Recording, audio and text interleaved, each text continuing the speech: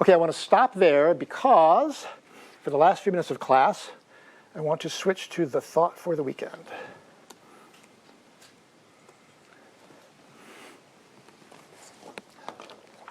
So let me talk about what this is. What is this thought for the weekend? Well, as I've observed students, I notice students spend a lot of time planning your courses, planning your major, planning your career, plan, lots of plans. But it's not always obvious to me that you spend as much time thinking about bigger issues like your values, your philosophy of life. So you end up, graduate from college, you've got this, your career is planned, your personality is an accident. Basically caused by certain things that happen to you that stimulate change in your personality without you ever actually even thinking about it. So the goal of the thought for the weekend is maybe to change that a little bit, maybe.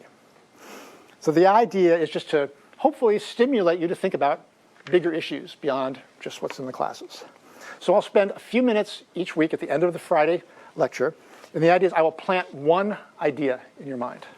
These are almost entirely non-technical ideas. And you may not agree with me. That's totally fine, too. Main thing is just to get you thinking about this and decide, what do you believe? What's right for you? How do you want to live your life? And hopefully, this will just rattle around in your mind over the weekend, you know, maybe a little chemical enhancement here and there, whatever, and maybe trigger some other thoughts, and hopefully encourage you to at least think about some of the bigger picture issues. So that's the idea.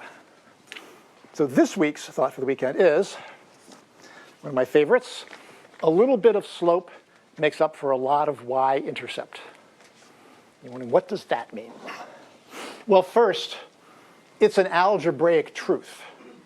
If you have two lines and they have different slopes, sooner or later, the line with the larger slope is going to be above the line with the lower slope.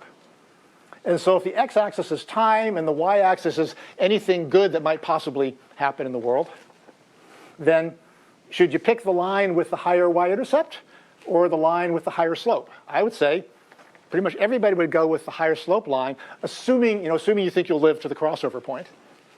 So taking the long-term view, you're all going to go higher slope. So I would argue this is a pretty good philosophy of life also.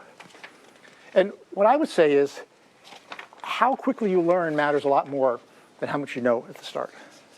So here's some examples.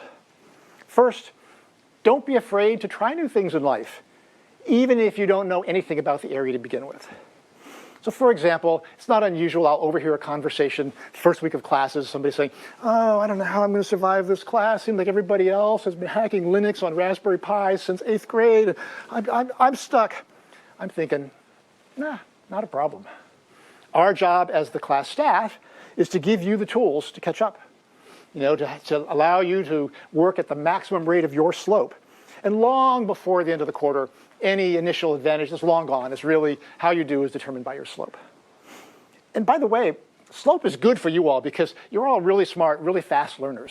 You wouldn't be here if you weren't. So this is actually a good system for everybody at Stanford. But more generally, I think a lot of people get stuck in ruts in their life because they're afraid to try something new. Worried, oh, I think I'll look bad. People think I'm stupid. I would say, don't worry about that. Just go in, do your best, learn. You may make some mistakes initially, totally fine. And before you know it, you'll have caught up. You'll be one of the best in that area. So that's one example. Another area is hiring. So I spent 14 years of my career doing startups in Silicon Valley. And what I noticed is that most people, when they're hiring, they hire based on experience. They read a resume, they're trying to find somebody who has exactly the skills required for this job, who has done exactly what we want them to do 3 times in the past. Well, guess what that is? That's Y-Intercept. When I hired for aptitude. Is this person ready to do the job? Will they be able to figure it out? Are they a fast learner? In other words, hire for slope. And I found that worked really well. I mean, oftentimes the person that's done the job 3 times before, well, the reason they've done that job 3 times before is because they've hit their limit. They can't do a bigger, harder job. In fact, usually they're just a little bit past their limit. So they're overextended to try and do that job. Whereas the person with the rapid slope, they're going to do the job we have today, and they're going to keep growing and be able to do bigger and better things. And I think that's a much better way to hire than doing it based on experience. So there's another name for what all this stuff I'm talking about. Of course, it's growth mindset. How many of you have heard the phrase growth mindset before? Great. Really, really good philosophy. The alternative is the fixed mindset that says talent is innate. Either you have it or you don't. And if you don't have it, don't waste your time. You ain't never going to get it. The growth mindset says everybody starts off dumb. It's fine. And everybody can learn. And so you will do as much as you can learn how to do. And we know today the fixed mindset is a fallacy.